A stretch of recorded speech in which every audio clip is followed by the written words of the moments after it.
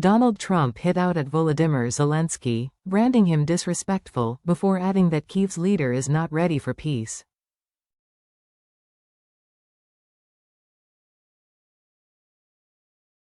Ukrainian President Volodymyr Zelensky is not ready for peace, U.S. President Donald Trump said after a fiery row in the White House.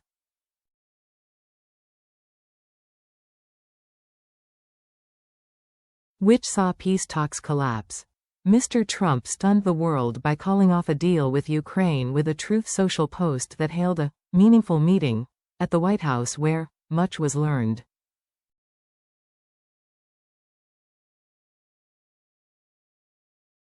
But Mr. Trump then said, "I have determined President Zelensky is not ready for peace if America is involved, because he feels our involvement gives him a big advantage in negotiations."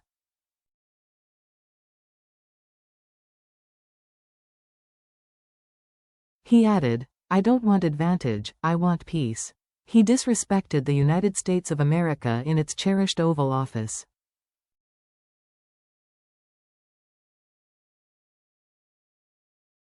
He can come back when he is ready for peace. Mr. Zelensky had been scheduled to have lunch with Trump, and both leaders were going to sign a minerals deal during a joint news conference.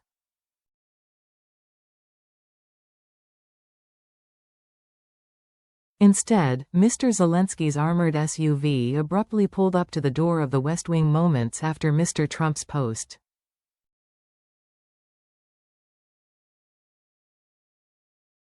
The conference in the Oval Office quickly began to show signs of tension as Mr. Zelensky and his hosts clashed.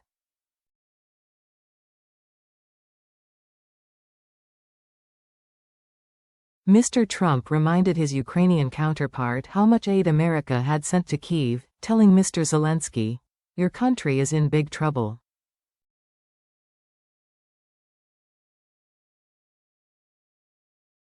"You're not winning. You have a damn good chance of coming out okay because of us."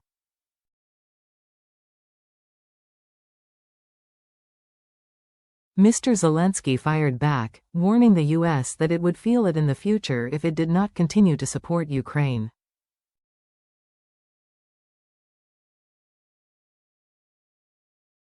"Don't tell us what we're going to feel. We're trying to solve a problem," Mr. Trump said.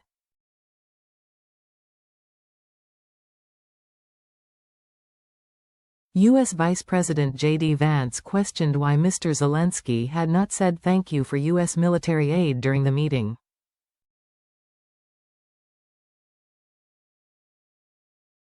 Mr. Vance was also heard to say to the Ukrainian leader, "Mr. President, with respect, I think it's disrespectful for you to come into the Oval Office and try to litigate this in front of the American media."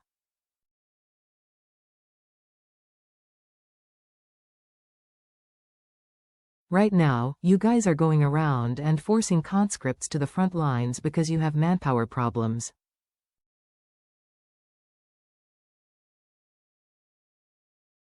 You should be thanking the president for bringing an end to this conflict. This is going to be great television, I will say, Mr. Trump said as the meeting broke up.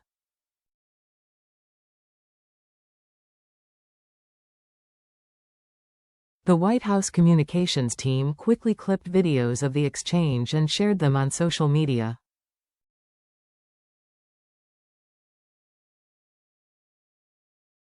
Several Trump aides did so as well. In the UK, reaction has come thick and fast, with Conservative MP Alicia Kearns, former head of the Foreign Affairs Select Committee, posting on X, "Zelensky is fighting for the survival of his people."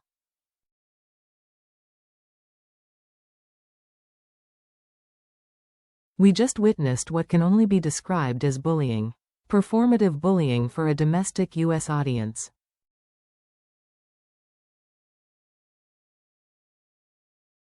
Just watching the video shamed me to my core. Utterly shaming." Liberal Democrat leader Ed Davey supported his political rival, posting his own assessment on X, which read, "This is thuggery from Trump and Vance, plain and simple."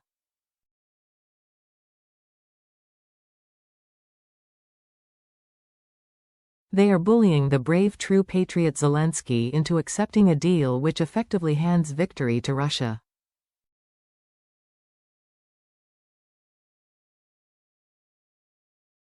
Unless the UK and Europe step up, we are facing a betrayal of Ukraine.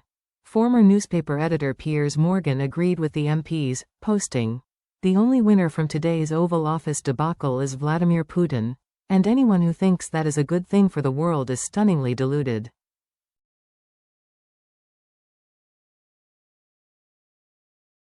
And former Conservative Defense Secretary Ben Wallace observed, "The best response to a bully is to stand up to them."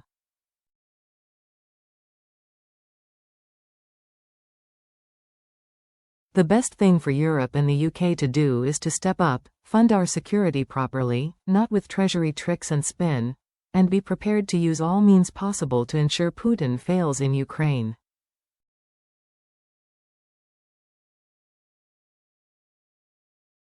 Appeasement leads to wars. Corporal J.D. Vance should read his history and do his homework.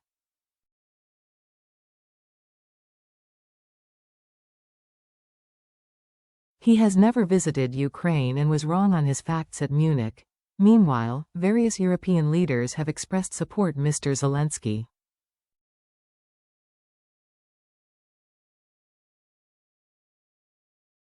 Emmanuel Macron said in his tweet, "There is one aggressor, Russia.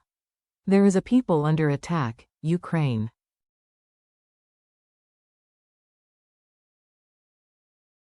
We were right to help Ukraine and sanction Russia 3 years ago, and we continue to do so.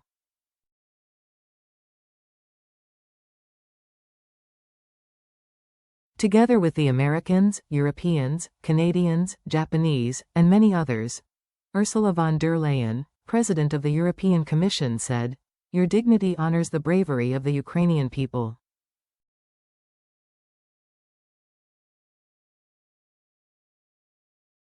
Be strong, be brave, be fearless. You will never be alone, dear President at Zelensky UA.